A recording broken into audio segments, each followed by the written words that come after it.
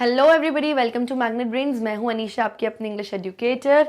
और आज मैं स्टार्ट करने वाली हूं क्लास 11th की जो आपकी इलेक्टिव बुक है वोवन वर्ड्स, उसकी poem number 11 ode to a nightingale. तो आज इस पोम की कवर करूंगी मैं डिटेल्ड एक्सप्लेनेशन। सबसे पहले हम पोम का टाइटल समझ लेते हैं।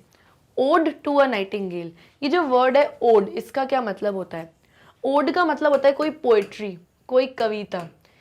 ओरिजिनली ये जो कविता लिखी गई थी वो सिंगिंग के पर्पस के लिए लिखी गई थी, यानी कि गाना गाएंगे। लेकिन फिर गाना नहीं गाया गया, इसको कविता में कन्वर्ट कर दिया गया। इसलिए ओड मतलब पोएट्री, जिसको ओरिजिनली सिंगिंग पर्पस के लिए लिखा गया था। अब ये जो गाना है ये किसके लिए लिखा गया है? To a nightingale. ये जो पोएट्री है ये किसके लिए लिखी गई है? नाइटिंगेल के लिए। नाइटिंगेल एक छोटी सी बर्ड होती है। ये इसको हिंदी में हम बुलबुल भी कह सकते हैं या कोकिला पक्षी भी कह सकते हैं। ये बहुत सुरीला गाना गाती है, यानी कि इसकी जो आवाज़ है बहुत ब्यूटीफुल और मेलोडियस वॉइस है। और जो भी इसकी आवाज़ सुनता है वो अपना पेन, दुख, दर्द थोड़ी देर के लिए ही सही पर भूल जाता है, क्योंकि इसकी आवाज़ जो है बहुत मेलोडियस और बहुत ब्यूटीफुल वॉइस है, आवाज़ है, साउंड जो है इस बर्ड का। तो बस इसी नाइटिंगेल, इसी बर्ड के ऊपर ही ये कविता पूरी लिखी गई है। और अब हम पढ़ते हैं हमारे पोएट के बारे में, ताकि आपको एक ओवरव्यू मिल जाए कि क्या पोएट के माइंड में था जो उन्होंने ये पूरी पोम लिखी। तो जो पोएट हैं वो है जॉन कीट्स। अब जॉन कीट्स एक बहुत ही रोमांटिक पोएट थे, काफ़ी रोमांटिक पोम्स लिखते थे।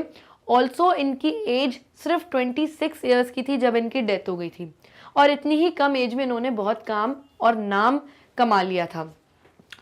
सो ही वॉज बॉर्न इन 1795 और इनकी डेथ हो गई थी 1821 में।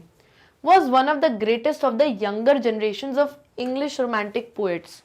तो ये इंग्लिश रोमांटिक पोएट्स की सबसे यंगेस्ट जनरेशन थी, यानी सबसे छोटी उम्र के कवि थे जिन्होंने इतनी कम उम्र में ही इतना नाम कमा लिया।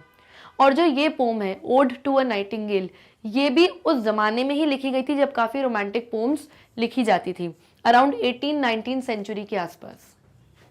He started his career as an apprentice to a surgeon, but soon gave it up for poetry. तो जब इन्होंने अपना करियर स्टार्ट किया था, उन्होंने एक सर्जन, एक डॉक्टर के अंडर अप्रेंटिस यानी ट्रेनी रहते हुए इन्होंने अपना करियर स्टार्ट किया। लेकिन उन्होंने अपना इस प्रोफेशन को गिव अप कर दिया, छोड़ दिया, क्योंकि इनको पोएट्रीज लिखना, कविताएं लिखना बहुत पसंद था। His poetic career lasted for only 4 years, but during this short span, he evolved from an ordinary poet to an exceptionally mature poetic force. इनका जो ये पोएम्स लिखने का जो करियर था सिर्फ 4 साल का ही था, यानी 22 साल में इन्होंने लिखना स्टार्ट किया था और 26 साल में इनकी उम्र खत्म हो गई थी, इनकी डेथ हो गई थी। लेकिन इन 4 सालों में इन्होंने अपने आप को एक एक्सेप्शनली आउटग्रोन पोएट के तौर पे अपने आप को दुनिया के सामने प्रूफ किया। His poetry celebrates beauty. आप जब भी इनकी कविताएं पढ़ेंगे आपको लगेगा हम ब्यूटी, नेचर की खूबसूरती को जैसे सेलिब्रेट कर रहे हैं, जैसे उनको त्योहार मना रहे हैं। Which he considers the ultimate truth, और वो जॉन कीट्स को लगता है ये अल्टीमेट ट्रूथ है, यही सच्चाई है। नेचर जो हमारा जो आसपास जो एनवायरनमेंट है, जो हमारी जो भगवान ने हमको जो नेचुरल चीज़ें दी है, यही अल्टीमेट सच्चाई है। The image of the nightingale's bower in the poem is an apt illustration of the poet's craft in this aspect.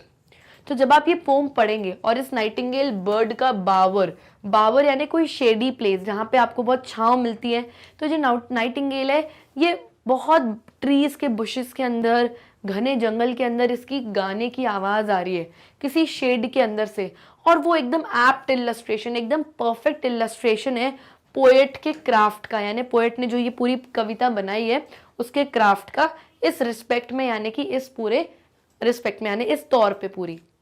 तो आप पूरा नेचर और नेचर के बारे में पढ़ेंगे। बेसिकली इस पोएट ने पोम इसलिए लिखी है क्योंकि पोएट को बीमारी थी ट्यूबरकुलोसिस की, यानी टीबी की, और इसी सेम बीमारी की वजह से उनकी मदर की भी डेथ हो गई थी। और शायद उनको पता चल गया था कि मेरी डेथ होने वाली है जल्द ही इस बीमारी की वजह से।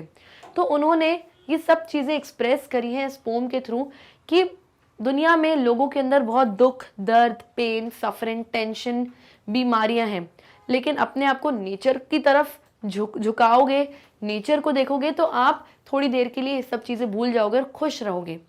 इंसान मॉर्टल है, यानी इंसान की डेथ होना निश्चित है, इंसान तो एक दिन खत्म होगा। लेकिन जो ये नाइटिंगेल की वॉइस है, जो इसका साउंड है, जो ये गाना गाती है, ये इमॉर्टल है, यानी अमर है।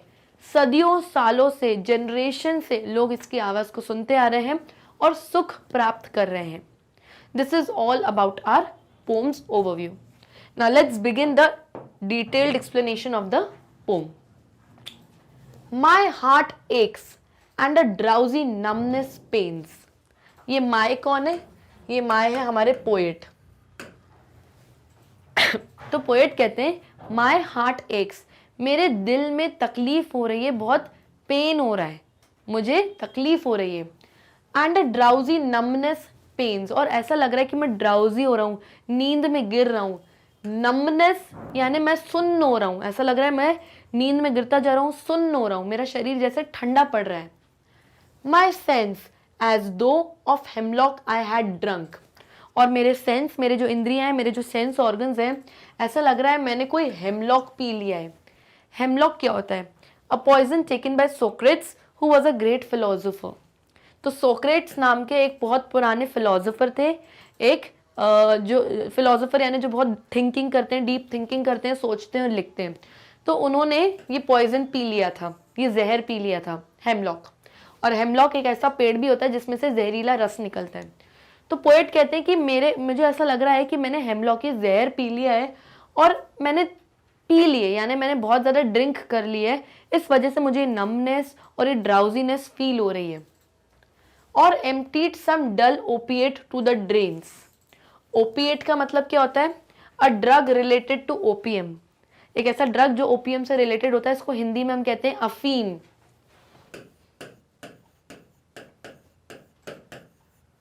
ओके तो पोएट कहते हैं कि मुझे ऐसा लग रहा है कि मैं बेहोश हो रहा हूँ, मुझे नमनेस हो रही है, मेरा पूरा शरीर ठंडा पड़ रहा है, जैसे कि मैंने कोई जहर पी लिया हो, या जैसे कि ओपिएट यानी जैसे कि मैंने कोई अफीम पी लिया हो। टू द ड्रेन्स यानी मैंने कोई अफीम पी लिया हो। 1 minute passed and Lethe wards had sunk. सबसे पहले लीथ का मतलब समझते हैं कि लीथ क्या होता है। In Greek mythology an imaginary river whose water when drunk was thought to make the dead forget their life on earth। तो ऑथर कहते हैं कि लीथ क्या है? लीथ एक ग्रीक माइथोलॉजी में एक काल्पनिक नदी थी, इमेजिनरी रिवर थी, जिसकी ये मान्यता थी कि अगर आपने इस नदी का पानी पी लिया तो आप जब ऊपर आसमान में जाएंगे, मर के जाएंगे, हेवन में जाएंगे, तो आप वो सब दुख दर्द भूल जाएंगे, अपनी पूरी लाइफ जो आप अर्थ पे, जो धरती पे बिता के आए, वो सब भूल जाओगे, आप एक बहुत हैप्पी वर्ल्ड में पहुंच जाओगे। So this was an imaginary thing. तो ऑथर कहता है 1 minute पास्ट, और ऐसा लग रहा है कि 1 minute पहले मैं लीथ नाम की रिवर में संक यानी कि डूब ही गया हूँ।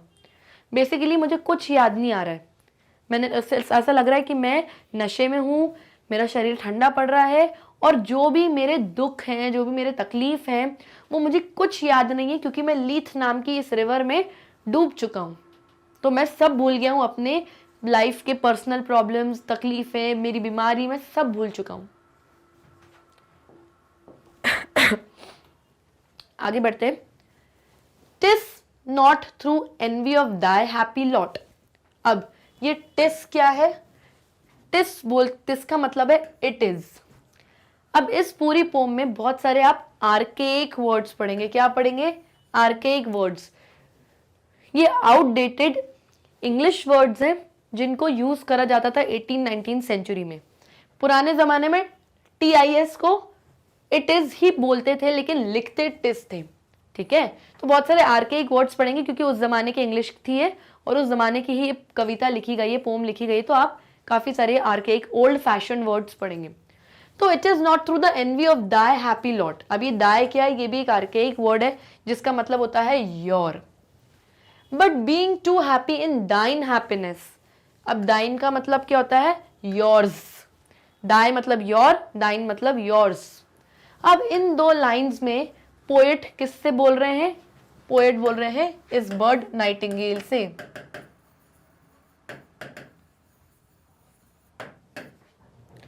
पोएट इस बर्ड से कह रहे हैं it is not through envy of thy happy lot, यानी कि ऐसा नहीं है कि मैं एनवी हो रहा हूं, मुझे जलन महसूस हो रही है तुम्हारी हैप्पीनेस से, तुम्हारी खुशी से, क्योंकि नाइटिंगेल एक ऐसी बर्ड है जो हमेशा खुश रहती है, गाना गाती है, इनफैक्ट अपने सॉन्ग से, अपने म्यूजिक, अपनी आवाज से सबको खुशी पहुंचाती है। तो पोएट कह रहे हैं कि ऐसा नहीं है कि मैं जल रहा हूं तुमसे कि तुम तो कितनी खुश हो, मेरी लाइफ में कितनी प्रॉब्लम है, ऐसा नहीं है, but being too happy in yours happiness, लेकिन मैं तुम्हारी खुशी में बहुत खुश हो गया हूं, तुम्हारी आवाज सुन के मुझे खुशी मिल रही है और मैं अपनी लाइफ की प्रॉब्लम्स को भूल चुका हूं। That thou light wings dryad of the trees in some melodious plot. Thou का क्या मतलब होता है, ये भी एक आर्केइक वर्ड है और इसका मतलब होता है यू। ड्राइड का मतलब क्या होता है, ड्राइड होता है in stories a female spirit that lives on a tree. पुरानी कहानियों में एक फीमेल, एक औरत की स्पिरिट जो पेड़ों पे रहती है। तो बेसिकली यहाँ पे पोएट कह रहे हैं कि तुम जो हो, यू, बहुत लाइट विंग्ड हो, तुम्हारे जो विंग्स हैं बहुत लाइट हैं, बहुत हल्के पंख है तुम्हारे, और तुम एक ड्राइड हो ट्रीज की, यानी कि तुम पेड़ों की देवी हो जो हमेशा पेड़ों पे रहती है, गाना गाती है और हम सबको सुख पहुंचाती है अपनी आवाज से, अपनी मधुर आवाज से। इन सब मेलोडियस प्लॉट, प्लॉट का मतलब क्या होता है, स्टेज। तो ऑथर कहते हैं ऐसा लग रहा है कि जैसे मैं खड़ा हूं इस घने जंगल में, पेड़ों के बीच में से मुझे कहीं से तुम्हारी आवाज आ रही है और छोटी सी कहीं शायद तुम मुझे दिख भी रही हो एक प्लॉट में। तो ऐसा लग रहा है कि मेरे सामने कोई स्टेज सजा हुआ है जहां पे ये नाइटिंगेल बर्ड बैठी है, गाना गा रही है और इसकी आवाज से मुझे सुख मिल रहा है, मैं एक ऑडियंस की तरह इसको सुन रहा हूं और देख रहा हूं। Of beech in green and shadows numberless, singest of summer in full throated ease. Beechen क्या होता है, बीचन यानी कि मेड ऑफ वुड और बीच ट्री, बीच ट्री की जो लकड़ियां होती हैं, वुड्स, हरियाली, शैडोज नंबरलेस यानी कि जिस फॉरेस्ट में वो बैठी है, जिस पेड़ पे, वहां बहुत सारे शैडोज हैं, यानी कि इतने सारे पेड़ हैं कि हर जगह बहुत छाया है, शैडोज हैं।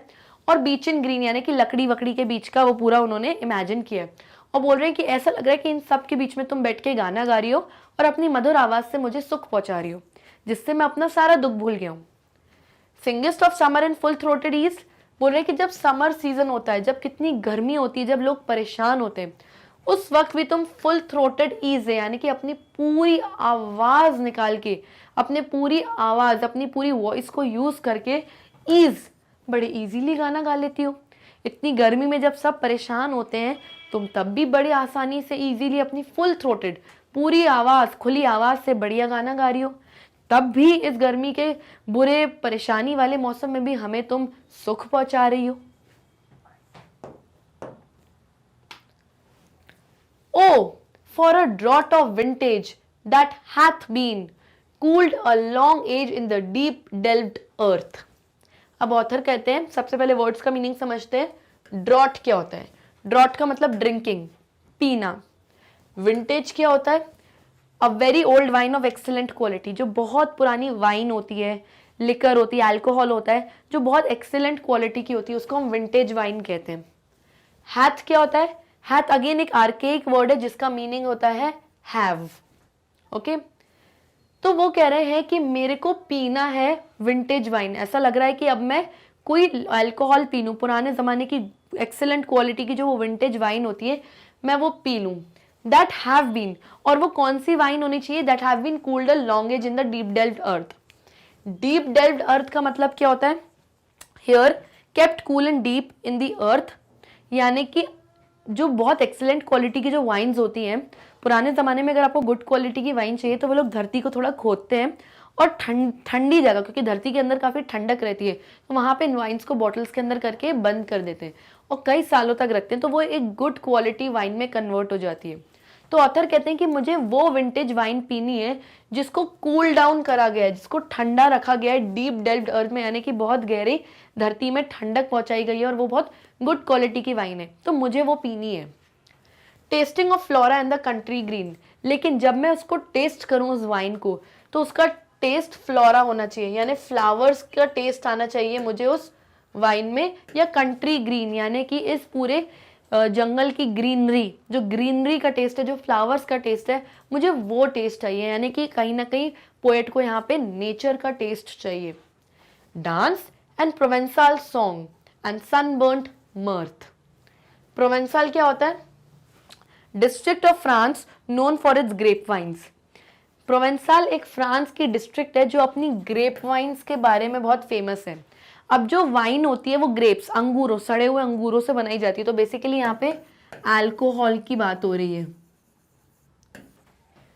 ओके और मर्थ का मतलब क्या होता है? एंटरटेनमेंट, लाफ्टर, हंसी मजाक, खुशी। तो ऑथर कहते हैं कि मुझे तो वो पुराने जमाने की वो विंटेज वाइन पीनी है जो धरती के अंदर ठंडक रखी करके, कूल करके रखी है, और वो मुझे पीनी है। और पी के मुझे फ्लावर्स और ग्रीनरी का टेस्ट आना चाहिए, और उसके बाद मुझे इंजॉय करना है, मुझे बहुत डांस करना है, और प्रोवेंसल सॉन्ग गाना है। यानी फ्रांस का वो सॉन्ग गाना है जब लोग पी के एंजॉय करते हैं, जब वो सॉन्ग गाते हैं, एंजॉय करते हैं, मुझे वहाँ का ये सॉन्ग भी गाना है पीने के बाद।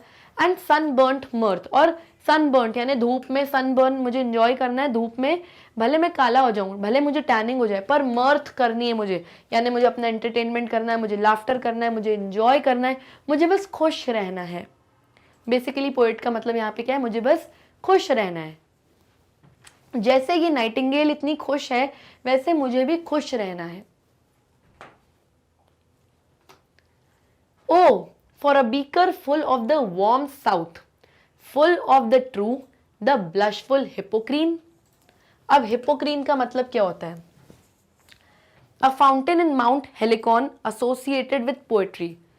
माउंट हेलिकॉन एक माउंटेन है, वहां पर एक फाउंटेन है यानी कि एक झरना है, और ये इन्होंने जो यूज किया है वर्ड यहाँ पे, ये पोएट्री यानी कविता के कॉन्टेक्स्ट में किया है।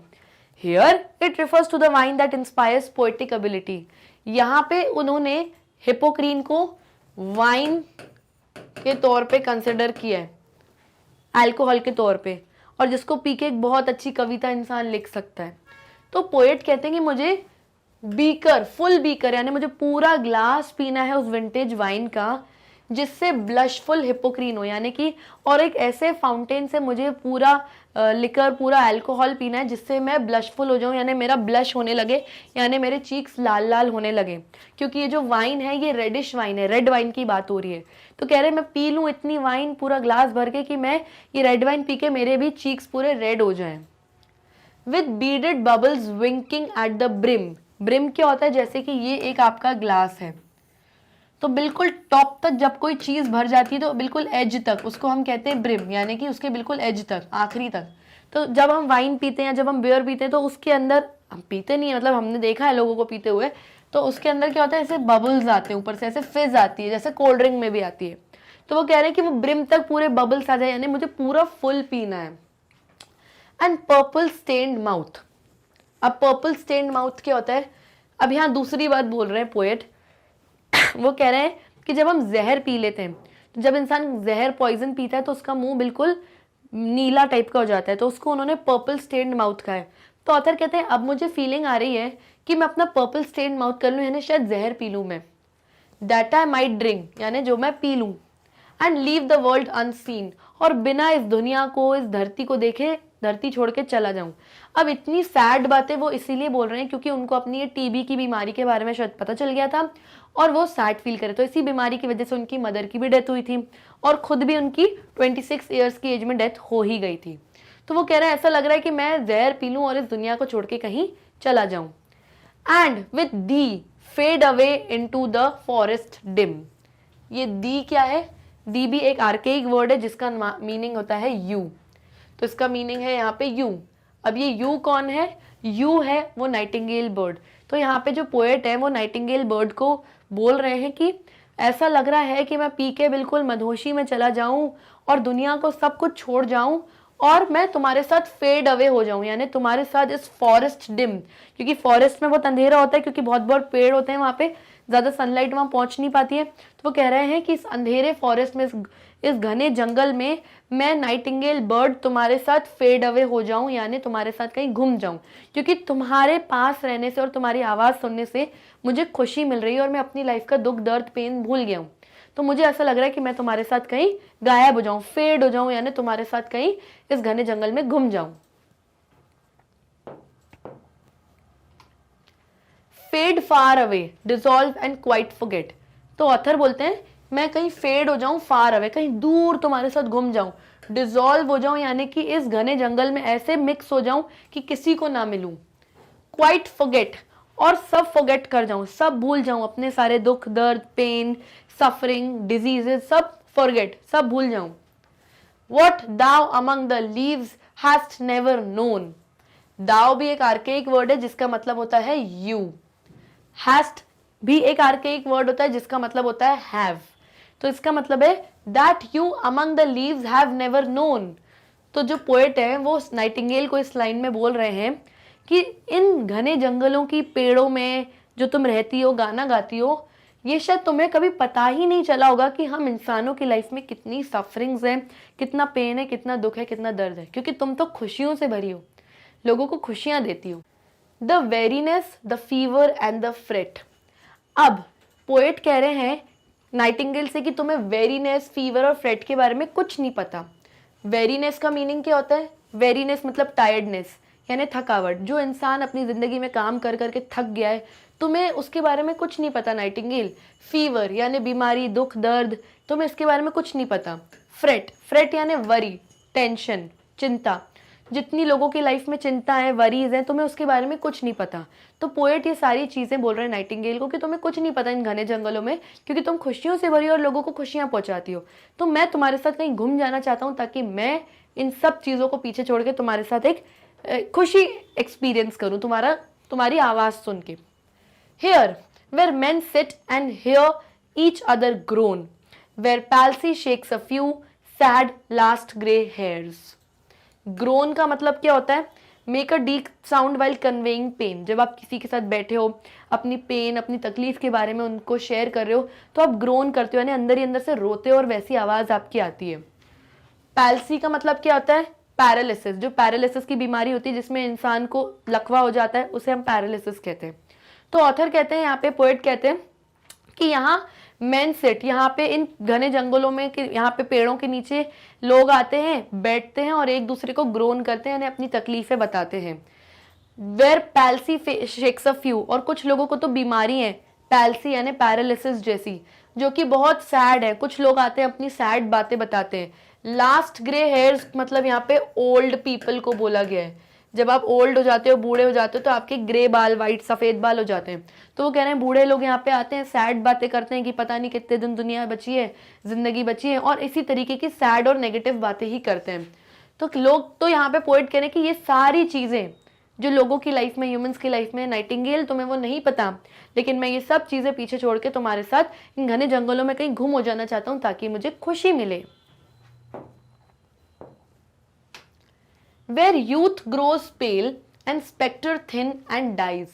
अब यहाँ यूथ यानी यंग लोगों की भी बात कर रहे हैं हमारे author.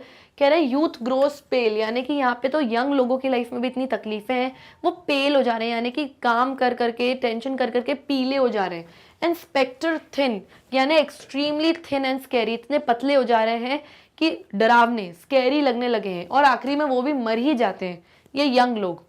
Where but to think is to be full of sorrow, और वो कह रहे हैं कि ये लोग फुल ऑफ सोरो हैं, यानी full of pain and sadness से भरे हुए हैं ये सारे लोग दुनिया के। एंड लीड इन आइड डिस्पेयर्स, डिस्पेयर्स का मतलब क्या होता है? होपलेसनेस। जब आपकी आंखों में किसी चीज को लेके उम्मीद खत्म हो जाती है, उसे हम डिस्पेयर कहते हैं।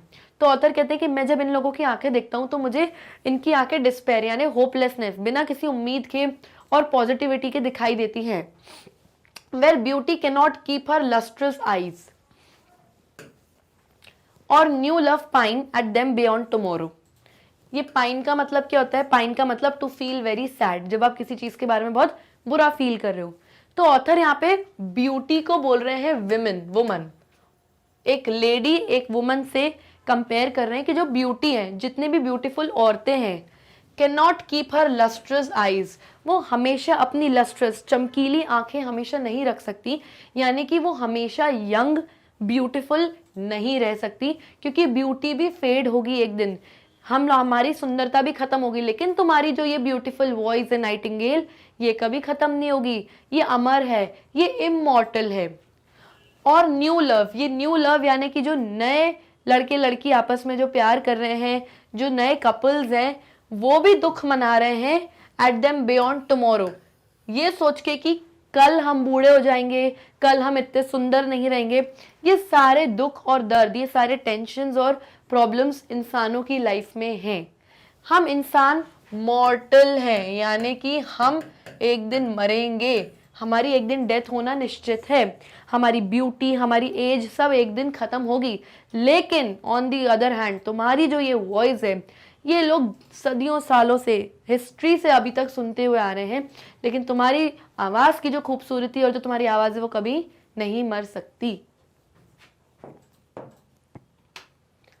Thou wast not born for death, immortal birth। अब दाव क्या है? ये एक आर्केइक वर्ड है जिसका मतलब है यू, और वॉस्ट भी एक आर्केइक वर्ड है जिसका मतलब है बी। तो यहाँ पे लिख देते हैं हम यू बी। ओके, तो you be not born for death, immortal bird. तो ऑथर जो पोएट है वो हमारी बर्ड को बोल रहे हैं कि तुम इस दुनिया पे डेथ के लिए पैदा ही नहीं हुई थी, तुम तो एक इमॉर्टल बर्ड हो। अब बर्ड को भी एक दिन मरना ही है, लेकिन उन्होंने इमॉर्टल बर्ड बोला है उसकी साउंड को, जो उसकी आवाज, जो वो सिंगिंग करती है, जिसकी वॉइस है, उसको बोला है। वॉइस यूजुअली इंसानों की थी, तो उसके जो साउंड है उसको बोल रहे कि इमॉर्टल है, तुम्हारी आवाज अमर है, हमेशा जिंदगी भर, जब तक ये दुनिया है तब तक तुम्हारी आवाज लोगों को खुशियां देगी। नो हंग्री जनरेशंस ट्रेड दी डाउन। ट्रेड का मतलब क्या होता है? टू वॉक ऑन समवन, जब आप किसी के ऊपर पैर रख के कुचल के उन आगे निकल जाते हो। दी का मतलब होता है यू, ये एक आर्केइक वर्ड है। तो ऑथर कह रहे हैं नो हंग्री जनरेशंस, कि जितनी पीढ़ियां आ रही हैं जो भूखी हैं, जिनकी आंखों में लालच भरी हुई है, ये कभी भी तुमको ट्रेड डाउन नहीं कर सकती, यानी कभी भी कुचल के तुमको आगे नहीं बढ़ सकती लाइफ में, क्योंकि ये लोग मॉर्टल है। इन लोगों को एक ना एक दिन, इन इंसानों को मरना है, लेकिन तुम तो इमॉर्टल हो, तुम्हारी आवाज तो अमर है, ये कभी तुम्हें लेट डाउन कर ही नहीं सकते, तुम इनसे बहुत ऊपर हो। Nightingale. The voice I hear this passing night was heard in ancient days by emperor and clown. तो ऑथर बोलते हैं, पोएट, कि जो ये तुम्हारी वॉइस है, जो ये तुम्हारा साउंड है, अभी इस गुजरती रात में, पासिंग नाइट, इस गुजरती रात में जो मैं तुम्हारी ये साउंड सुन रहा हूं, ये एंशिएंट डेज में, पुराने ओल्डन डेज में बड़े बड़े एम्परर, किंग्स और उनके क्लाउन, यानी कि जो उनके जो कुछ बड़े बड़े जो किंग्स होते हैं ना, उनके अंडर कुछ क्लाउन्स, कुछ जोकर जैसे होते थे, जो हंसी मजाक करके किंग का इंटरटेनमेंट करते थे, उनको हंसाने के लिए, sort of a comedian. Okay, उस जमाने में भी होते थे किंग के। तो पोएट कहते हैं कि जो इस गुजरती रात से मैं तुम्हारी आवाज सुन रहा हूं, जो मुझे सुख दे रही है तुम्हारी आवाज, वो पुराने जमाने में बड़े बड़े एम्परर्स, किंग्स और उनके क्लाउन्स ने भी सुनी होगी। तो सोचो तुम कितनी इमॉर्टल हो, तुम तब से लेके अब तक हो। Perhaps the self same song that found a path through the sad heart of Ruth when sick for whom she stood in tears amid the alien corn। अब रूथ देख लेते हैं, रूथ कौन थी। A woman in the Bible who left her own people to live with her mother-in-law Naomi after the death of her husband, marries Boaz and is the ancestor of King David। तो Ruth कौन थी? Ruth Bible में एक woman थी, एक औरत थी, जिसने दुनिया के हर इंसान को छोड़ दिया था अपनी मदर इन लॉ, अपनी सास के साथ रहने के लिए, और उसकी सास का नाम था नाओमी। जब उसके हस्बैंड की डेथ हो गई थी तो उसने दूसरे एक इंसान से शादी कर ली थी जिसका नाम था बोआज। और ये बोआज कौन है? ये एंसेस्टर है किंग डेविड का, यानी कि पूर्वज है किंग डेविड का। लेकिन फिर भी उसने अपनी पहली मदर इन लॉ के साथ वो रही, जिसका नाम नाओमी था। तो उसने सब कुछ छोड़ दिया, अपना घर बार सब छोड़ दिया था अपनी मदर इन लॉ के साथ रहने के लिए। तो ऑथर, पोएट यहाँ पे कह रहे हैं द सेल्फ सेम सॉन्ग, यही सॉन्ग जो तुम अभी गा रही हो, जो एम्परर्स और क्लाउन्स ने सुना होगा, यही सेम सॉन्ग रूथ के सैड हार्ट ने भी सुना होगा, यानी उस बेचारी औरत ने भी सुना होगा, उसके दुख से भरे दिल ने भी सुना होगा। व्हेन सिक फॉर होम, जब उसको अपने घर की याद आती थी कि मुझे अपने घर जाने, लेकिन फिर भी मदर इन लॉ के साथ रहना था, तो वो तो नहीं गई। लेकिन she stood in tears amid the alien corn. अब उसको याद तो आ रही थी अपने घर की, लेकिन बेचारी फिर भी नहीं गई, और उसने तुम्हारा ये सॉन्ग सुन सुन के अपने मन को हल्का किया होगा, नॉर्मल किया होगा। एलियन कौन, मतलब एलियन का मतलब अनजानी जगह, जिस जगह को आप जानते नहीं वो आपके लिए स्ट्रेंज जगह है। कॉर्न यानी कि कॉर्न के जो खेत होते हैं, ठीक है। तो वो बोल रहे हैं कि जब वो खड़ी रहती थी, अमिड यानी किसी के मध्य में, किसी के बीच में, जब भी वो खड़ी रहती होगी इस एलियन कॉर्न, इस अनजाने कॉर्न के फार्म पे, ग्राउंड पे जब खड़ी रहती होगी, रोती होगी, उसको अपने घर की याद आती होगी, लेकिन तब भी तो उसने भी तुम्हारा ये सॉन्ग सुना होगा, तुम्हारा ये जो नाइटिंगेल की जो ये वॉइस है वो सुनी होगी उसने, और अपने मन को उसने शांत किया होगा। The same that oft times hath charmed magic casements opening on the foam of perilous seas in fairy lands forlorn. Oft times hath, ये भी एक आपका क्या है, आर्केइक वर्ड है। ऑफ टाइम्स हैथ का मतलब होता है ऑफन हैव, कई बार। केजमेंट्स क्या होते हैं, विंडोज होती हैं, कुछ ऐसी खिड़कियां होती हैं जो दोनों तरफ से ऐसे खुलती हैं, उसको आप केजमेंट्स कहते हो। फोम का मतलब यहाँ पे सी है यानी समुद्र, ओके। पेरिलियस का मतलब होता है डेंजरस, भयानक, और फोरलॉन का मतलब होता है सैड एंड लोनली, जब आप बहुत अकेले हो, दुख में हो, लाचार हो, ओके। तो ऑथर पोएट बोल रहे हैं यहाँ पे, the same that often times have charm magic casements. तो जब भी मैजिकल, जब भी वो जादुई केजमेंट्स, जादुई खिड़कियां खुलती होंगी पुराने जमाने में, और जब खोलते होंगे तो सामने क्या होगा, सामने फोम यानी कि सामने सी होगा, और कैसा सी, पेरिलियस यानी डेंजरस सी, भयानक, जिसमें बहुत सारी वेव्स हैं। उस टाइम भी ऑफन टाइम्स यानी कई बार, जो वहां पे मैजिकल लोग रहते होंगे किसी इमेजिनरी वर्ल्ड में भी, उन लोगों तक ने भी तुम्हारा ये सॉन्ग सुना होगा। इन फेयरी लैंड्स फोरलॉन, कुछ फेयरी लैंड्स यानी कि परियों के लैंड में, परियों के ज़माने में जब फोरलॉन, अगर कोई सैड या लोनली, लाचार, अकेला बैठा है, उस वक्त भी उन्होंने तुम्हारा ये सॉन्ग सुना होगा किसी इमेजिनेशन वर्ल्ड में भी। तो नॉर्मल वर्ल्ड में तो लोग तुम्हारा नाम, तुम्हारा सॉन्ग सुन रहे हैं, अपने दुख दर्द को भूल के खुशी उनको मिल रही है। इमेजिनरी वर्ल्ड में भी लोगों को खुशी मिल रही है तुम्हारे इस सॉन्ग से। Forlorn, the very word is like a bell. अब जो ये वर्ड है forlorn, ये बेल की तरह है। forlorn का मीनिंग अभी हमने पढ़ा, सैड एंड लोनली। ये जो वर्ड है, सैड, दुखी, अकेला, लाचार होना, ये मेरे लिए एक बेल की तरह है। पोएट कह रहे हैं ये मेरे लिए एक बेल की तरह, यानी कि एक अलार्म की तरह है। कोई अलार्म किसी को देते ना, कोई सिग्नल, वो। To toll me back from thee to my soul self. Toll me back का मतलब क्या है, टॉल मी बैक का मतलब है to have a serious bad effect on someone, यानी किसी पे बैड इफेक्ट, किसी पे किसी चीज का असर पड़ रहा है और वो वापस खींच के अपनी ओरिजिनल सिचुएशन में आ रहा है। दी एक आर्केइक वर्ड है जिसका मतलब है यू। तो अब ऑथर यहाँ पे दूसरी बात कर रहे हैं इन फर्स्ट टू लाइंस में। अब तक वो बहुत तारीफ कर रहे थे नाइटिंगेल की, खुश हो रहे थे इसके सॉन्ग से। अब वो बोल रहे हैं फॉरलॉन, ये शब्द सैड होना, लोनली होना, ये मेरे लिए, जैसे मैंने सुना, मुझे एक अलार्म, एक बेल की तरह लगा, और मैं वापस से टॉल बैक होके अपनी ओरिजिनल सिचुएशन यानी सोल सेल्फ यानी कि अपनी ओरिजिनल सिचुएशन में आ गया, जिसमें बहुत दुख, दर्द, पेन है मेरी लाइफ में। मैं you to my soul self, तुम तक था, अभी मैं तुम पर था, तुम्हारी बात कर रहा था, तुमसे मिलने वाली खुशियों की बात कर रहा था, लेकिन अब मैं टोल बैक हो गया हूँ, यानी अपने ओरिजिनल सेल्फ, अपनी ओरिजिनल रियलिटी पे आ गया हूँ, जिसमें एक्चुअली दुख दर्द है और उनको मैं इग्नोर नहीं कर सकता। Audio the fancy can not cheat so well. Audio का मतलब क्या होता है, एडियो का मीनिंग होता है गुड बाय, अलविदा,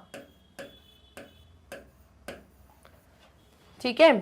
तो वो बोल रहे हैं एडियो, अब वो किसको बोल रहे हैं, नाइटिंगेल को कह रहे हैं गुड बाय, अलविदा, तुम बहुत फैंसी हो, तुम बहुत चमकीली ऐसी चीज हो जो मुझे चीट नहीं कर सकती, यानी कि जो अपना गाना सुना सुना के मुझे मेरे दुख दर्द और मेरी रियलिटी से दूर नहीं भगा सकती, जो मेरी रियलिटी है उससे मैं दूर नहीं भाग सकता। एज शी इज फेम्ड यानी famous to do deceiving elf.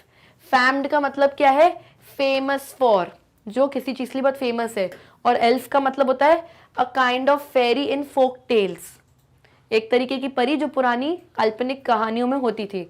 तो पोएट कहते हैं कि तुम जाओ, गुड बाय, अलविदा, तुम मेरे को चीट करके मुझे अपनी रियलिटी से दूर नहीं भगा सकती क्योंकि तुम तो बहुत फेमस हो, you are known for this, तुम बहुत फेमस हो लोगों को डिसीव करने में, यानी लोगों को बेवकूफ बनाने में, उस परी की तरह जो कहानियों में होती है। अगर कोई बुरा बुरा या सैड सिचुएशन में बैठा है, परी आ गई, लोग खुश हो गए थोड़ी देर के लिए, लेकिन फिर आखिर तो अपनी रियलिटी पे आएंगे ना। तो पोएट उसको कह रहे हैं तुम उस काल्पनिक कथाओं की उन परी की तरह हो जो मुझे डिसीव कर रही है, यानी जो मुझे धोखा दे रही है। और तुम तो इस चीज के लिए फेमस हो कि तुम गाना गा के लोगों को अपनी तरफ आकर्षित करती हो, चार्म करती हो, लेकिन फिर अल्टीमेटली लोग जो है अपनी रियलिटी सिचुएशन पे तो आते ही है ना कि हाँ ठीक है कितनी देर सुनेंगे तुम्हें, आखिर तो अपनी रियलिटी पे आएंगे। Adieu, goodbye, goodbye, die, plaintive anthem fades। die एक तरीके का आर्केइक वर्ड है जिसका मतलब होता है योर, और प्लेंटिव यानी कि साउंडिंग सैड, यानी कोई ऐसा गाना जो सैड दुख भरा साउंड हो रहा है। एंथम यानी कि सॉन्ग। तो अब पोएट इस लाइन में, अब तक वो बहुत तारीफ कर रहे थे नाइटिंगेल की, अब वो बोल रहे हैं गुड बाय जाओ यहाँ से, तुम्हारा दुख से भरा हुआ गाना फेड होता है, यानी अब खत्म होता है। अब पोएट को उसका जो सॉन्ग है वो दुख भरा लगने लग रहा है। Past the near meadows over the still stream. और ये जो सॉन्ग है, ये जो साउंड है नाइटिंगेल का, ये उनको कहाँ से आ रहा है? पास्ट द नियर मेडोज यानी कि खुले मैदानों में से, स्टिल स्ट्रीम यानी कि रिवर, जो नदियां जिसमें कोई लहरें नहीं है, कोई नहीं है, वो बिल्कुल काम शांत नदियां हैं, उस दिशाओं से, उन डायरेक्शन से उनको नाइटिंगेल का म्यूजिक आ रहा है। अब द हिल साइड, और हिल उन पहाड़ों के ऊपर से उनको इस नाइटिंगेल का सॉन्ग आ रहा है। तो इन अलग अलग डायरेक्शंस में से पोएट को साउंड सुनाई दे रहा है नाइटिंगेल को, और अब वो कह रहे हैं कि जाओ, तुम्हारे दुख से भरा हुआ जो ये गाना है अब फेड होता है, अब खत्म होता है। And now it's buried deep in the next valley glades. और अब अगली वैली, नेक्स्ट वैली ग्लेड्स यानी कि जो आगे कोई घाटी है, वहां से बरीड डीप साउंड, यानी कि अब धीरे धीरे जो नाइटिंगेल है शायद उड़ के कहीं आगे जाती जा रही है। फेड्स इसलिए बोला है क्योंकि नाइटिंगेल दूर जा रही है उड़ के उनसे, तो सॉन्ग भी अब उनको कम कम सुनाई दे रहा है उस बर्ड का। तो वो कह रहे हैं कि ये जो बर्ड है, अब जो बर्ड है ये दूर चली गई है, आगे की नेक्स्ट वैली ग्लेड यानी आगे की किसी घाटी तक पहुंच गई है। और ये सॉन्ग जो है जैसे डीप बरी हो रहा है, जैसे यानी कि कहीं किसी ने सॉन्ग को गाड़ दिया और आवाज कम आ रही है, यानी कि बर्ड यहाँ से फ्लाई होके कहीं दूर जा रही है। वॉज इट अ विजन और अ वेकिंग ड्रीम? अब पोएट सोच रहे हैं क्या ये विजन था, क्या जो मैंने अपनी आंखों से देखा, जो मैंने फील किया, क्या ये सच था, या वेकिंग ड्रीम, या मैं कोई सपना देख रहा था और एकदम से वेक हो गया ने उड़ गया, क्या ये सच था या मैं कोई सपना देख रहा था? Fled is that music, do I wake or sleep? Fled is the music, fled यानी वो उड़ के चली गई और वही उसका म्यूजिक था। Do I wake or sleep, क्या मैं उठ गया हूं या अब तक सो रहा हूं और सपने देख रहा हूं नाइटिंगेल के बारे में? एंड यहाँ पे हमारी पोम होती है फिनिश। तो बेसिकली इस पूरी पोम में हमको पोएट ने ये समझाने की कोशिश करी है कि जो नाइटिंगेल है उसकी आवाज़ इमॉर्टल है, यानी कि सदियों सालों जनरेशन से उसकी आवाज़ ऐसी ही रहेगी और वो हमें खुशी पहुंचाएगी। हम इंसानों बहुत दुख दर्द से भरे हुए, और आखिर हमको डेथ हमको फेस करनी ही है, हमको मरना ही है क्योंकि हम ह्यूमंस हैं। तो इस पूरी लाइफ को दुख दर्द से क्यों बिताना, क्यों ना हम नेचर से अपने आप को कनेक्ट करें और अच्छी अच्छी चीज़ों को अपने अंदर लें, ताकि हमारी लाइफ में अगर कोई प्रॉब्लम्स भी है, नेगेटिविटी भी है, तो वो पॉजिटिविटी में कन्वर्ट हो जाए। Okay, summary. इस पोम के जो पोएट हैं वो है जॉन कीट्स। अब उन्होंने ही ये पूरी पोम लिखी है और हमको एक्सप्लेन किया है कि कैसे एक इंसान की लाइफ में बहुत दुख एंड दर्द होते हैं जो नेचर से कनेक्ट होके कहीं ना कहीं कम हो जाएंगे। और यहाँ पे उन्होंने एग्जाम्पल दिया है नाइटिंगेल नाम की उस बर्ड का जो गाने गाती है, गाने आने हम इंसानों जैसे नहीं, उसका साउंड है, बहुत ही मेलोडियस वॉइस है उसकी, जिसको सुन के हमें सुख प्राप्त होता है और हम अपने लाइफ में पर्सनल प्रॉब्लम्स और अपनी पेन्स को भूल जाते हैं। So let's begin. The poet opens with a declaration of his own heart एक। जब पोएट ओपन करते हैं यानी कि जब पोम स्टार्ट होती है तो वो पोएट जो जॉन कीट्स हैं अपने हार्ट एक यानी अपने दिल में होने वाला जो दर्द है, जो तकलीफ है, उसके बारे में बताते हैं, क्योंकि उनकी लाइफ में पर्सनल प्रॉब्लम्स हैं। 26 ईयर्स में उनकी डेथ हो गई थी ट्यूबरक्लोसिस यानी टीबी नाम की बीमारी से, और इसी वजह से बहुत ही यंग एज में उनकी डेथ हो गई थी, 26 साल में। He feels numb as though he had taken a drug only a moment ago.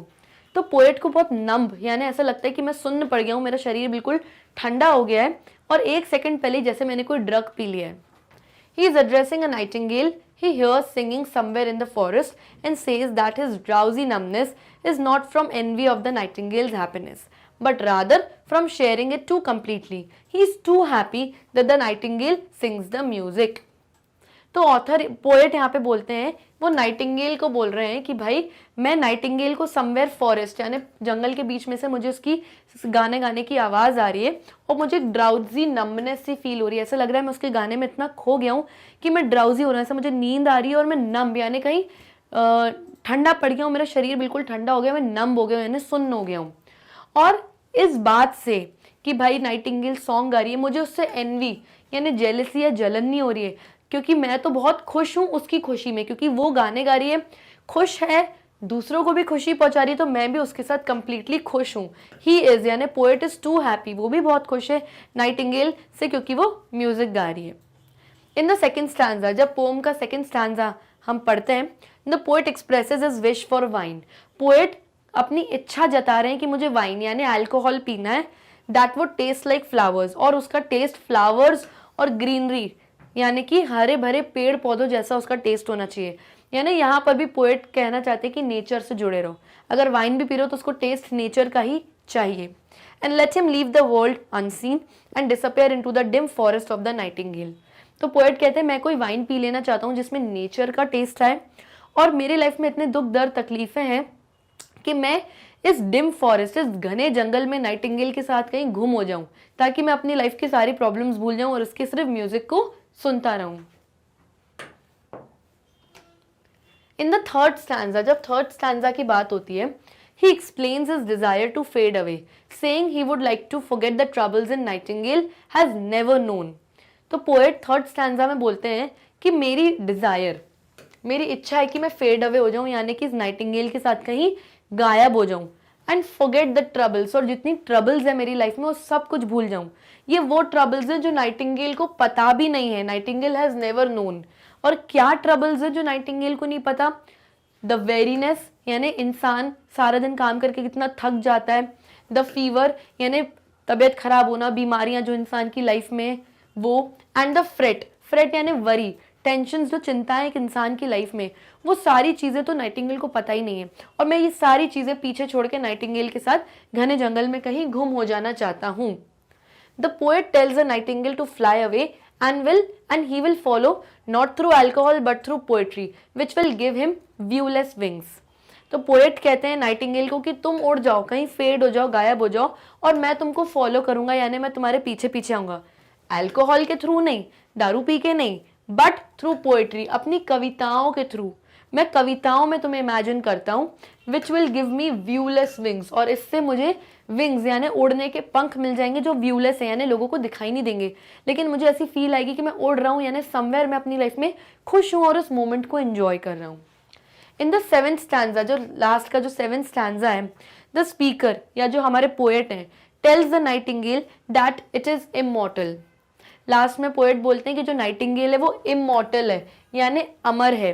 अब अमर कैसे होगी भाई, आखिर तो वो भी जीव जंतु है, उसको मरना है, लेकिन यहाँ पे इमॉर्टल का मीनिंग है उसकी वॉइस से, उसकी आवाज़ से। जो नाइटिंगेल की आवाज़, जो मधुर आवाज़ है जिससे सबको खुशी मिलती है, वो इमॉर्टल है यानी अमर है, यानी जनरेशन से जनरेशन लोग उसको सुनते आ रहे हैं।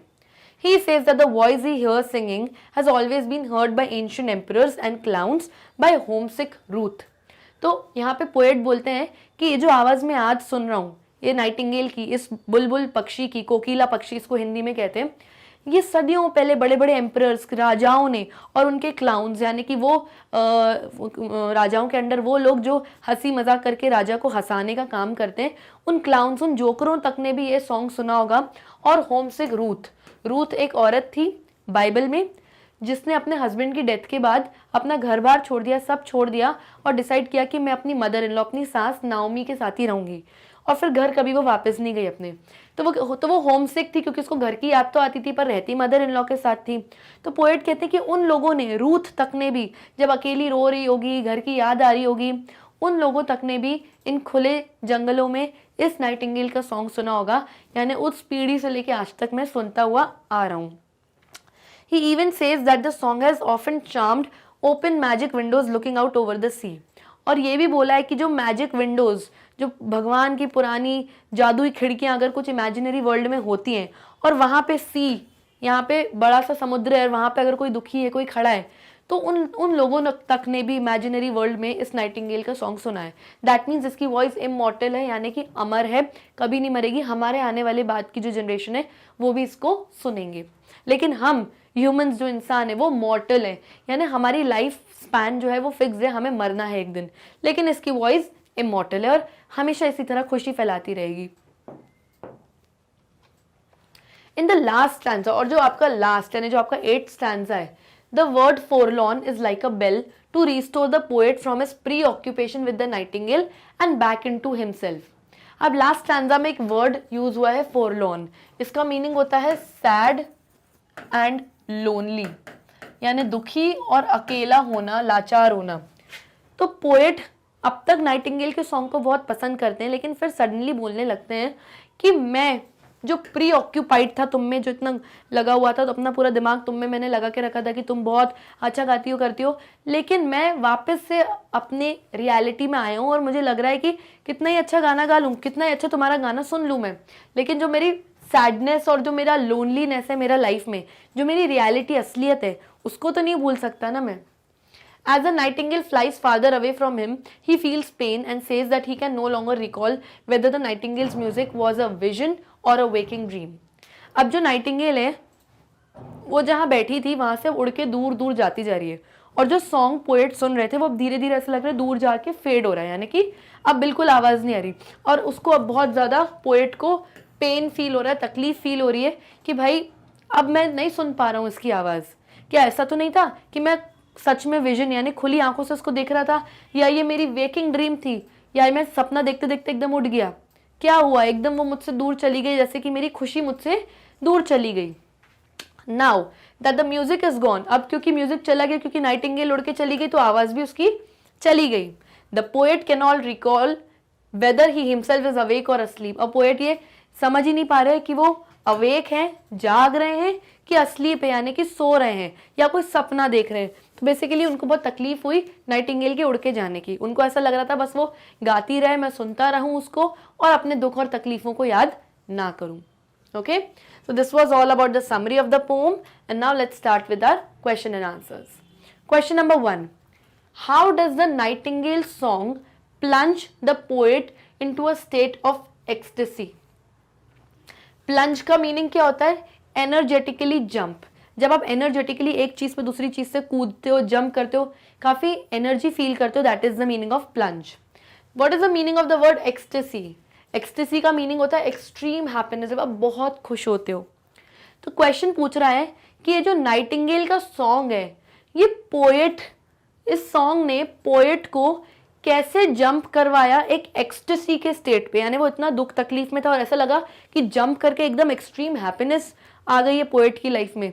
तो इस सॉन्ग ने ये ऐसा कैसे किया? Okay, so the answer is when Keats, Keats यानी जॉन कीट्स जो हमारे पोएट हैं, when Keats was sitting under a plum tree in the garden in his house in Hampstead, he composed this pome. जब John Keats एक plum tree के नीचे अपने घर के गार्डन में, हैम्पस्टेड में जहाँ उनका घर था, जब वहाँ एक दिन बैठे हुए थे, तब उन्होंने ये पूरी पोम कंपोज करी थी एक दिन में। He was inspired by Nightingale's song and completed the poem within one day. वो नाइटिंगेल के सॉन्ग से बहुत खुश हुए और एक ही दिन में उन्होंने पोम कंप्लीट करी। The poet begins the poem by expressing how his heart aches as if he is poisoned or is drugged. तो पोएट अपने दिल का दर्द बताते हुए पोम की शुरुआत करते हैं और बताते हैं जैसे कि मैंने कोई पॉइजन पी लिया हो या मैंने कोई ड्रग्स पी लिया हो, ऐसा मेरे दिल में तकलीफ हो रही है। Then it is revealed that actually it is the nearby bird, the nightingale song, which is the reason of the poet's happiness. और फिर बाद में पता चलता है कि दर्द नहीं है, कहीं ना कहीं ये दर्द उसका कम हो रहा है, जो कि पास ही में बैठी एक नाइटिंगेल के सॉन्ग से धीरे धीरे कम हो रहा है और उनको उससे एक्सट्रीम हैप्पीनेस मिल रही है, उनको ये बाद में फील हुआ। The poet addresses the nightingale that he is happy in the bird's happiness. तो पोएट ने नाइटिंगेल के बारे में ये बोला कि बर्ड के यहाँ प्रेजेंट होने पे कहीं ना कहीं डेफिनेटली उनको खुशी मिल रही है और वो बहुत हैप्पी फील कर रहे हैं और अपने सारे दुख दर्द तकलीफ भूल के ऐसे जंप करके ऐसा लग रहा है उनको एक हैप्पी वर्ल्ड में, एक एक्सटेसी के वर्ल्ड में आ गए। He is feeling extremely happy. Okay, next, What are the unpleasant aspects of the human condition that the poet wants to escape from? Question पूछ रहे हैं कि ह्यूमन लाइफ में या ह्यूमंस की ऐसी कौन सी कंडीशन है जिसमें कुछ अनप्लेजेंट एस्पेक्ट्स होते हैं, यानी कुछ ऐसी कौन सी खराब चीज़ें हैं जिससे पोएट की लाइफ में भी, obviously poet is also human being, उनकी लाइफ में भी बहुत अनप्लेजेंट एस्पेक्ट्स रहे। हमेशा खुशी तो हो नहीं सकती, कुछ तकलीफों और पेन भरे इंस्टेंसेस भी हो सकते हैं जिसकी वजह से पोएट एस्केप करना चाहते हैं, यानी कि वहाँ से भाग जाना चाहते हैं।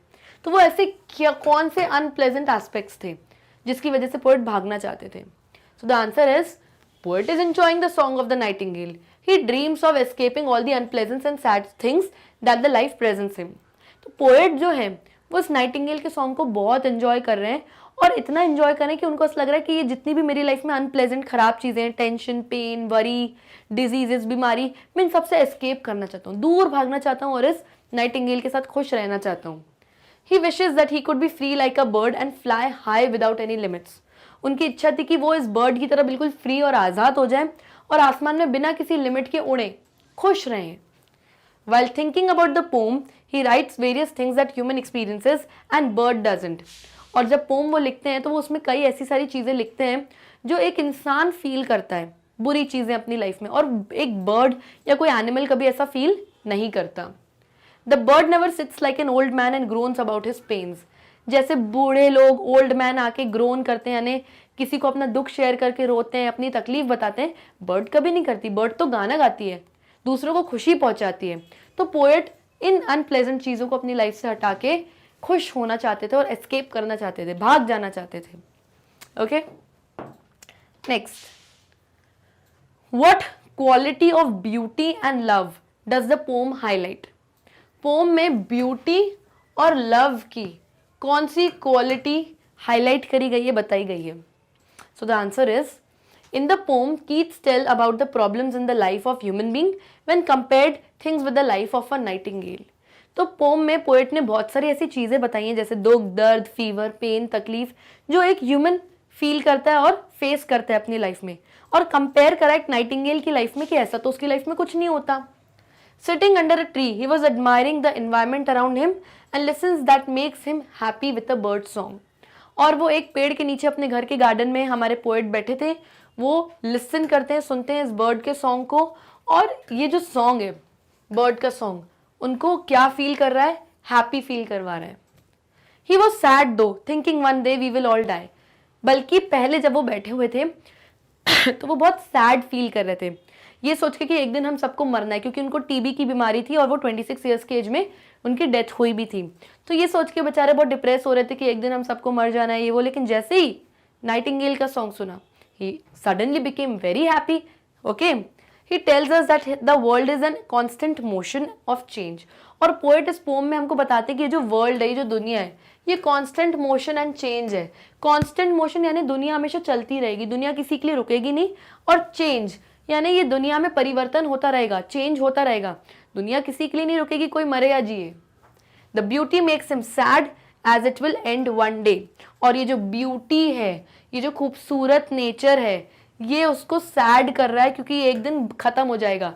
और ख़त्म क्यों होगी ये नेचर की ब्यूटी? क्योंकि इंसान मर जाएगा, जब पोएट की खुद डेथ हो जाएगी तो उनके लिए ये ब्यूटी भी सब खत्म हो जाएगी, फिर वो कभी एक्सपीरियंस नहीं कर पाएंगे। तो ये सारी चीज़ें हाईलाइट करी हैं पूरी पोम में। क्वेश्चन नंबर 1 स्टार्ट करते हैं। Who is the poet of the poem ode to a nightingale? ये जो आपकी पोम है जिसका नाम है ओड टू अ नाइटिंगेल, इसके पोएट कौन है, यानी इसके कवि कौन है? आपके सामने 4 ऑप्शंस गिवन है और जो करेक्ट ऑप्शन है उसको आपको करना है टिक मार्क। तो ऑप्शंस हैं A Robert Frost, B John Keats, C William Wordsworth या डी टेड ह्यूजेस। जैसे कि हमने क्लियरली इस पोम का explanation, summary, question and answers, poetic devices सब कवर कर लिए हैं, हमें बहुत अच्छे से पता है कि जो करेक्ट पोएट का नाम है वो क्या है, तो वो है option number B John Keats. जो जॉन कीट्स थे ये बहुत महान पोएट थे, ये यूजुअली नेचर और रोमांटिक पोम्स लिखते थे। इनकी सिर्फ 26 ईयर्स की एज में, 26 साल की उम्र में डेथ हो गई थी, और उन्होंने इस छोटे से टाइम पीरियड में अपना बहुत नाम कमाया था। Okay, so option number B John Keats is the right option to this question. Next, what is an ode? ये जो पोम है जिसका नाम है ओड टू अ नाइटिंगेल, इसमें ओड का मतलब क्या होता है? तो यूजुअली ओड एक कविता होती है जिसको ओरिजिनली आप कविता के तौर पे कभी नहीं लिखना चाहते थे, या आपके लिए कोई सॉन्ग या कोई गाना था जिसको आपने कन्वर्ट करके एक पोम में या एक कविता में आपने कन्वर्ट कर दिया, उसे आप कहते हो ओड। यूजुअली जो भी आप इस पोम में लिखते हो वो डायरेक्टली किसी के बारे में आप नहीं लिखते, आप उन लोगों को कंपेयर करते हुए एक कहानी जैसा, एक पोम जैसा ब्यूटीफुल पोएम बनाते हो। तो ऑप्शंस है अ पोम प्रेजिंग और ग्लोरीफाइंग समथिंग और समवन। ओड एक ऐसी पोम है, एक ऐसी कविता है जिसमें आप समथिंग, किसी चीज की, या समवन, या किसी के बारे में आप उसकी प्रेजिंग करते हो यानी तारीफ करते हो, या ग्लोरीफाइंग करते हो यानी उसकी रिस्पेक्ट करते हो उसकी तारीफ करके। यस, तो ये एक ऑप्शन हो सकता है। और ऑप्शंस देखते हैं। A poem speaking directly to someone, एक ऐसी पोम जिसमें डायरेक्टली आप उस इंसान से बात करते हो। तो ये तो बिल्कुल नहीं हो सकता, क्योंकि यूजुअली ओड्स में क्या होता है, जैसे इस ओड में, इस पोम में क्या हुआ है कि नाइटिंगेल के बारे में बात हुई, तो डायरेक्टली पोएट ने जाके नाइटिंगेल नाम की चिड़िया से बात नहीं करी है, उसकी ब्यूटी को बहुत एक्सप्लेन किया है, ग्लोरीफाई किया है, उसकी बहुत तारीफें करी हैं, और डायरेक्टली नहीं करी है, उसके बारे में कंपेयर करते हुए दूसरी चीज़ों से हमें बताया है नाइटिंगेल के बारे में। तो ये ऑप्शन तो नहीं है। Next, a poem with altering rhyming scheme, एक ऐसी पोम जिसमें बहुत सारे राइमिंग स्कीम यानी बहुत सारे राइमिंग वर्ड्स हैं। तो इक्का दुक्का राइमिंग वर्ड्स हो सकते हैं, लेकिन ओड यूजुअली गाने के तौर पे बनाई थी, पोएम के तौर पे नहीं बनाई होती है ओरिजिनली, तो राइमिंग स्कीम इसमें आज सच नहीं होती है। अ पोम अबाउट नेचर, जरूरी नहीं कि ओड का मतलब वही हो कि एक ऐसी पोम जो नेचर के बारे में ही हो, ये किसी के भी बारे में हो सकती है, जरूरी नहीं कि नेचर के बारे में हो। तो ये तो नहीं है। That means option number A is the right option to this question. Next, what does the poet, why does the poet's heart ache? अब पोम में एक लाइन बताई गई है कि पोएट कहने की माई हार्ट एक्स, यानी मेरे दिल में बहुत दर्द हो रहा है। अब दिल के दर्द का मतलब ये नहीं है कि उनको हार्ट अटैक हो रहा है या दिल की कोई बीमारी है, उनके हार्ट में क्या कोई तकलीफ है या इतनी खुशी हो गई है कि उनको दिल में दर्द या एक स्टार्ट हो गया है, क्या हुआ है, वो ऑप्शंस दिए हुए हैं। तो हमसे पूछा है कि ये वाई, क्यों हो रहा है उनको ये हार्ट में एक यानी कि पेन। ऑप्शंस हैं due to heart attack, heart attack की वजह से नहीं, मैंने अभी आपको क्लियरली बताया था। Because someone insulted the poet badly, क्योंकि पोएट को, हमारे कवि को, जॉन कीट्स को किसी ने बहुत बुरी तरीके से इंसल्ट कर दी उनकी, ऐसा कुछ भी आपकी पोम में मेंशन नहीं है। Due to the excessive joy brought by the nightingale's song, yes, ये एक ऑप्शन हो सकता है क्योंकि यही पोम में है। पोएट की जिंदगी में बहुत तकलीफें हैं, उनको पता चल गया था कि उनको ट्यूबरक्लोसिस, टीबी नाम की बीमारी है और उनकी कभी भी डेथ हो जाएगी, और इसी बीमारी की वजह से उनकी मदर की भी डेथ हुई थी। तो कहीं ना कहीं उनके दिल में बहुत तकलीफ है, और वो एक दिन ऐसे ही बैठे हुए रहते हैं स्प्रिंग के सीजन में, और वो इस नाइटिंगेल बर्ड का ब्यूटीफुल म्यूजिक सुनते हैं, और ऐसे सुनते हैं कि कहीं जैसे मदहोश हो जाते हैं, कहीं खो जाते हैं, जैसे कि पी लिए, ड्रिंक कर लिए बहुत ज़्यादा पोएट ने, इतना ज़्यादा खो जाते हैं उसके गाने में। तो कहीं ना कहीं उनके दिल में बहुत तकलीफ होने लगती है, और ये इसलिए तकलीफ है क्योंकि एक्सेसिव जॉय, हद से ज़्यादा खुशी उनको मिल रही है, इसलिए कहीं ना कहीं उनके दिल में तकलीफ होती है। कभी कभी हम तकलीफ में होते तो हमारे आंखों से आंसू निकलते हैं, कभी कभी हमारे खुशी के आंसू भी निकलते हैं।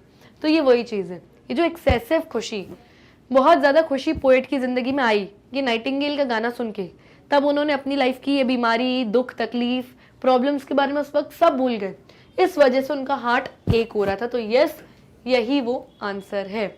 एक और ऑप्शन देखते हैं, because of the death of a family member, क्योंकि इनकी फैमिली मेंबर में किसी की डेथ हो गई थी। तो ये ऑप्शन नहीं है, क्योंकि वो इस फैमिली मेंबर के डेथ का भी दर्द, जो तकलीफ थी उनकी माँ की डेथ के बारे में, वो भी वो भूल गए थे इस नाइटिंगेल का गाना सुन के, तभी तो उनको एक्सेसिव जॉय हुई, थोड़ी ही देर के लिए पर जरूर हुई। तो option number C is the right option to this question. What is the drowsy numbness that the poet experiences? अब पोम में ये वर्ड्स यूज हुए हैं ड्राउजी नम्बनेस, और ये जो चीज़ है ये पोएट ने खुद एक्सपीरियंस करी है, खुद फील करी है। तो ये क्या चीज़ है? ड्राउजी यानी कि जब आप बहुत लेजी हो रहे हो, नींद आ रही हो। नम्बनेस का मतलब आप जब बहुत सुन्न हो जाते हो, ठंडा पड़ जाता है आपका शरीर, कुछ समझ नहीं आता।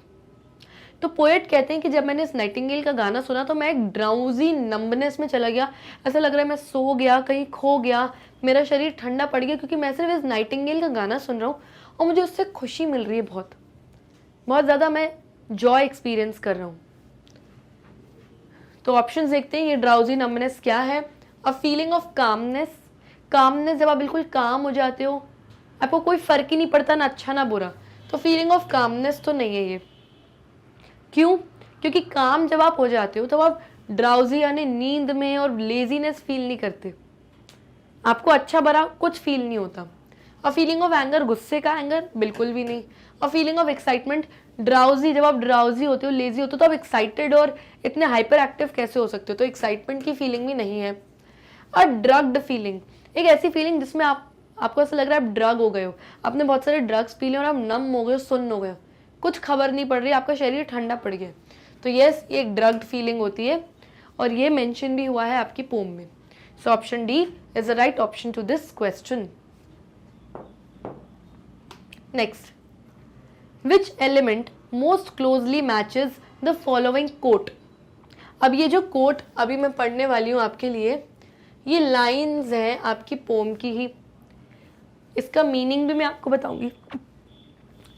इस कोट या इस लाइन के मीनिंग से कौन सी लाइन या कौन सा मीनिंग मैच हो रहा है इन ऑप्शंस में से, वो आपको बताना है। तो देखिए कोट क्या है, दैट आई माइट ड्रिंक, ये आई कौन है? ये खुद पोएट है, अपने लिए बोल रहे हैं कि मैं शायद पी लूं, क्या पी लूं? जहर पी लूं बहुत सारा, and leave the world unseen, और इस दुनिया को देखे बिना ही लीव कर जाऊं इस दुनिया से, यानी मर जाऊं या छोड़ जाऊं इस दुनिया को, मर नहीं जाऊं यानी छोड़ दूं इस दुनिया को, मैं बहुत सारी पी लूं अल्कोहल और इस दुनिया को छोड़ दूं बिना देखे कि इस दुनिया में क्या आग लगी है, क्या हो रहा है, मुझे कोई मतलब ही नहीं। And with thee fade away into the forest dim, thee का मतलब क्या है?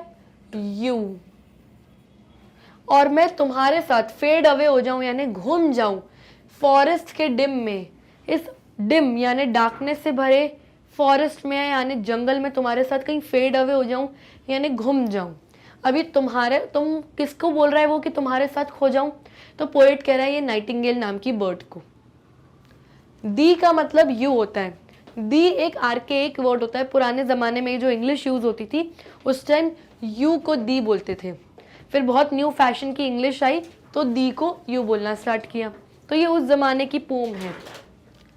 तो पोएट कह रहे हैं कि ऐसा लग रहा है कि मैं कुछ जहर पी लूँ या मैं बहुत सारी दारू पी लूँ या लिकर या फिर अल्कोहल पी लूँ, जिससे मैं बहुत ज़्यादा ड्रग फीलिंग में आ जाऊँ और इस दुनिया को छोड़ के तुम्हारे साथ इन घने जंगलों के अंधेरे घने जंगलों में चले जाऊं और खो जाऊं कहीं जहां पर मेरी लाइफ का कोई दुख तकलीफ पेन मुझे याद ही ना रहे, मुझे सिर्फ खुशी और जॉय मिले जो मुझे तुम्हारा गाना सुन के आ रही है।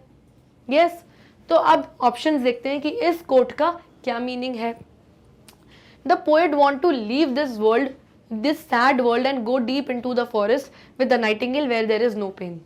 तो पोएट को ये सैड, ये दुख भरी दुनिया जहाँ पे बहुत दुख टेंशन वरी तकलीफें हैं, उसको छोड़ के बिल्कुल गहरे जंगलों में जाना है नाइटिंगेल के साथ, जहाँ पर कोई पेन नहीं है, जहाँ पे सिर्फ खुशियाँ और जॉय है। तो yes, this is the answer. The poet wants to vanish in the sky, poet को स्काई में आसमान में कहीं वैनिश हो जाना है यानी गायब हो जाना है? नो, ऐसा कुछ नहीं है यहाँ पे। The poet wants to die, poet को मरना है, पोएट को बिल्कुल भी नहीं मरना, ये मैं क्लियरली बता दूं, पोएट को मरना नहीं है। उनको टीबी की बीमारी हो गई थी तो 26 साल में उनकी डेथ हो गई थी, यही टेंशन और तकलीफ थी उनके मन में कि मैं मरने वाला हूँ। उन्हें नहीं मरना था, अपनी मॉम की तरह जो टीबी से ही उनकी डेथ हुई थी। D all of the above, तो ऑल ऑफ दी अबव हो नहीं सकता, क्यों? क्योंकि हमें हमारा आंसर मिल गया है, which is option number A. Next, ode to a nightingale focuses on dash, ये जो पोम है ओड टू अ नाइटिंगेल, ये किस चीज पे फोकस कर रही है? ऑप्शंस देखते हैं। The unfortunate conclusion of the French revolution, एक जो फ्रेंच रेवोल्यूशन आया था उसका अनफॉर्चुनेट, उसका जो अंत, कंक्लूजन यानी एंडिंग, जो उसका अंत हुआ था वो अनफॉर्चुनेट था यानी सही नहीं हुआ, उसके बारे में है क्या ये पोम? बिल्कुल भी नहीं, बहुत ही बकवास ऑप्शन है, बिल्कुल इस बारे में कुछ मेंशन नहीं है आपकी पोम में। The fall of man into sin. Sin का मतलब होता है हिंदी में पाप करना या गलत काम करना, बुरे काम करना। तो क्या हम इस बारे में पढ़ रहे हैं पोम में कि जो आदमी है वो हमेशा बुरे कर्मों में या सिन करने में पड़ जाता है? इस बारे में भी कुछ मेंशन नहीं है पोम में। How pleasures are fleeting and life can not continue forever. कैसे प्लेजर्स, हमारी जिंदगी की खुशियाँ और सुख सुविधाएं फ्लीट हो रहे हैं, यानी कि कहीं धीरे धीरे दूर जाते जा रहे हैं हमसे, और जो हमारी लाइफ है, जो हमारी ज़िंदगी है, वो हम फॉर एवर कंटिन्यू नहीं हो सकती। हमेशा हम जिंदा नहीं रह सकते। आखिर अंत में सबको एक ना एक दिन मरना है, किसी को जल्दी किसी को देर से, पर जाना सबको है। तो यस, ये एक ऑप्शन है। क्यों? क्योंकि पोएट की डेथ होने वाली थी, उनको पता था कि उनको टीबी की बीमारी हो गई है, और कैसे सब अच्छी चीज़ें धीरे धीरे उनसे दूर जा रही है और वो डेथ की तरफ पास आते जा रहे हैं, और उनकी लाइफ फॉर एवर नहीं चल सकती, ये चीज़ उनको पता थी। ठीक है, तो ये बिल्कुल मेंशन्ड है इस बारे में पोम में। द ब्यूटीफुल वर्ल्ड, उन्होंने ब्यूटीफुल वर्ल्ड के बारे में बताया। यस, वो तो बताया ही है, लेकिन क्लियरली उन्होंने यही चीज़ बताई है। So option C is the right option to this question. Next, it was dash when Keats heard the song of a nightingale which inspired the ode.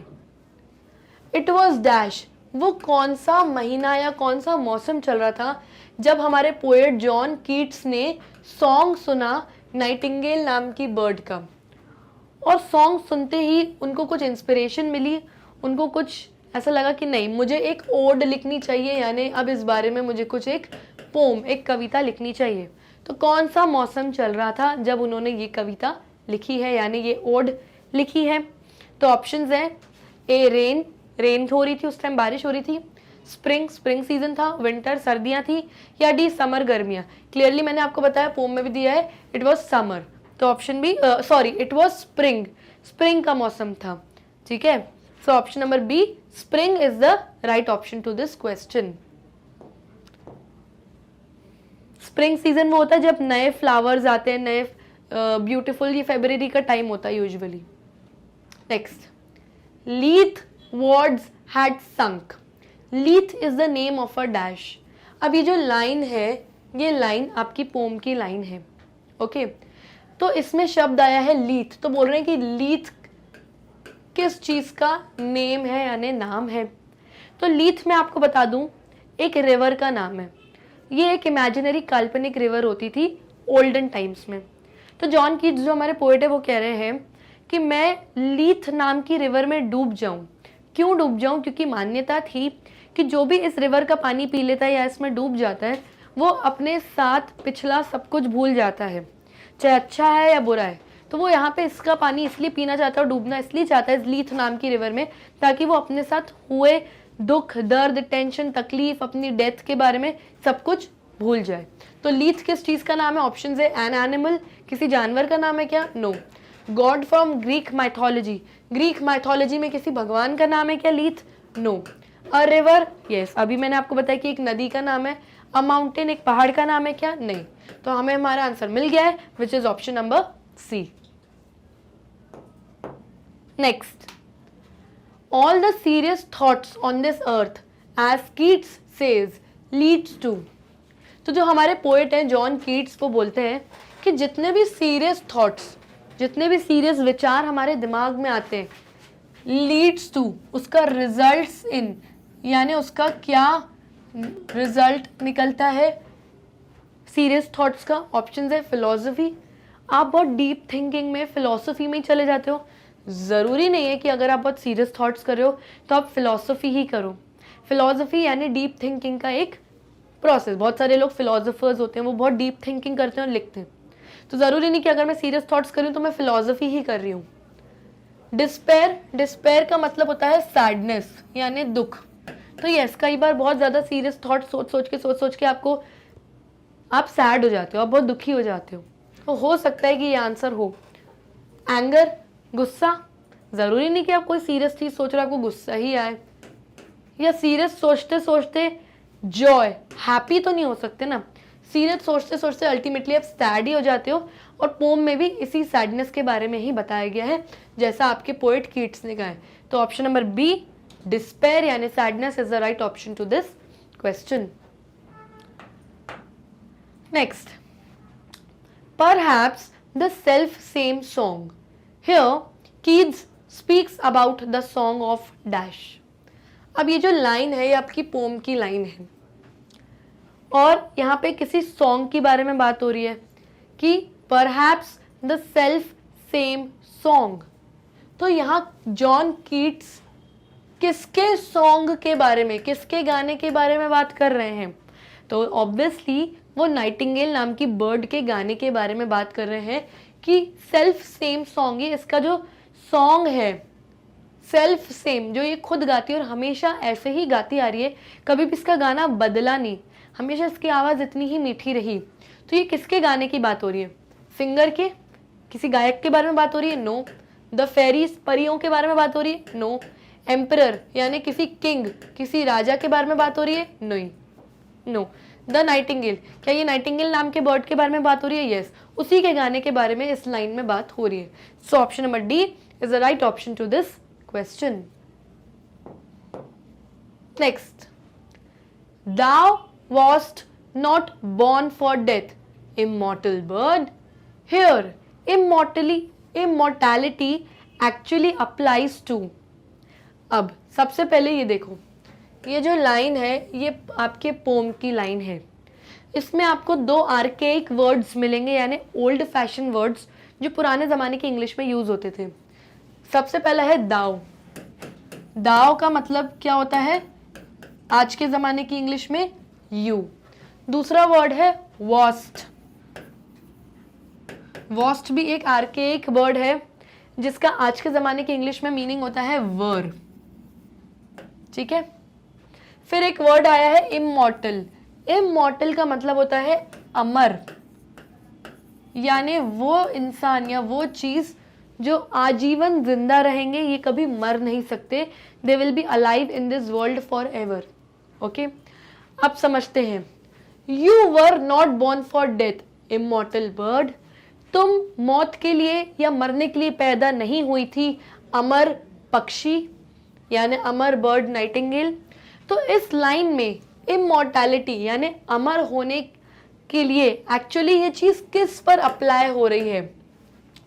अब मैं आपको बता दूं कि हर जीव जंतु, इंसान, पेड़ पौधा जो इस दुनिया में आया है उसको जाना ही है, अब चाहे वो नाइटिंगेल ही क्यों ना हो।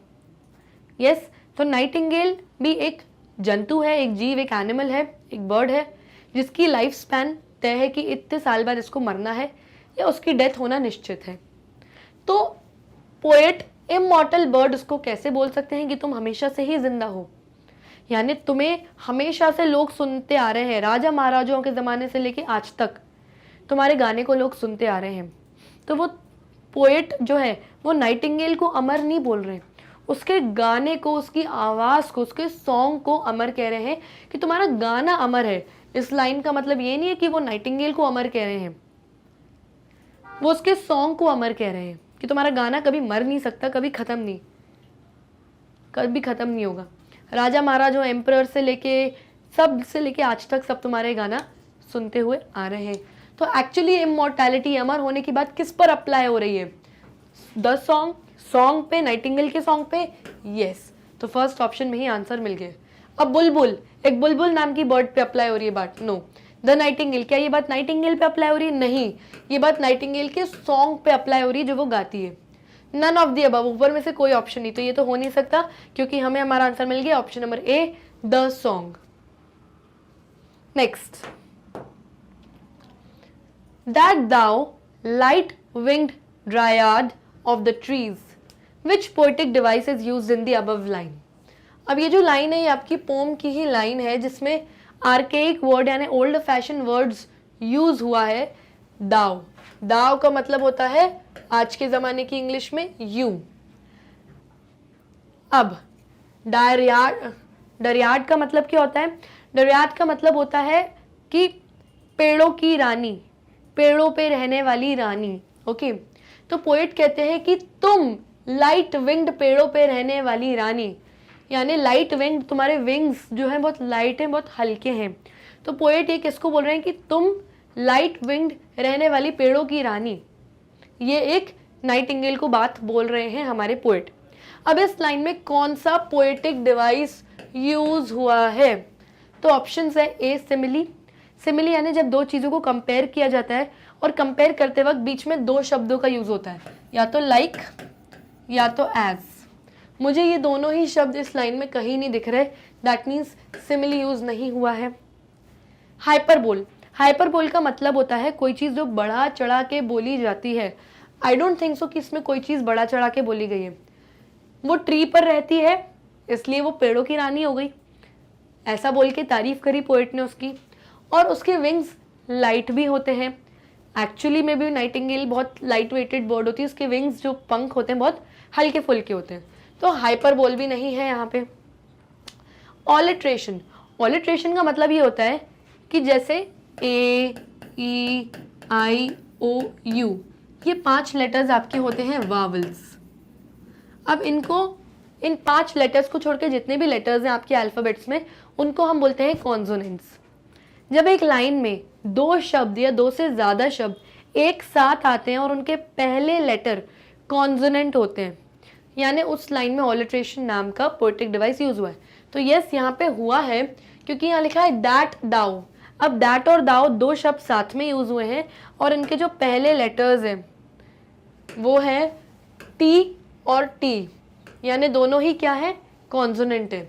फिर यहाँ पर भी द ट्रीज, तो द और ट्रीज ये दोनों वर्ड्स साथ में यूज हुए और दोनों के पहले लेटर्स जो हैं कॉन्सोनेंट है और सेम है, टी और टी।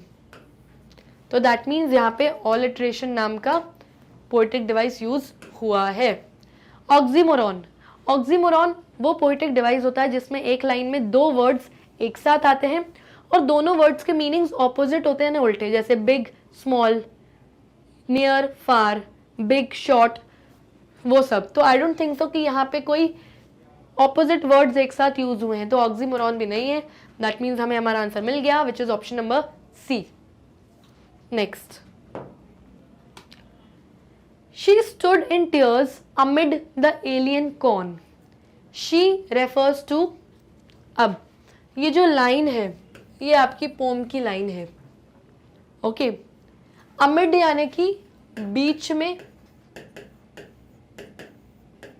ठीक। एलियन यानी कोई ऐसी जगह जो जानी पहचानी नहीं है, जहां आप कभी गए नहीं, स्ट्रेंज प्लेस।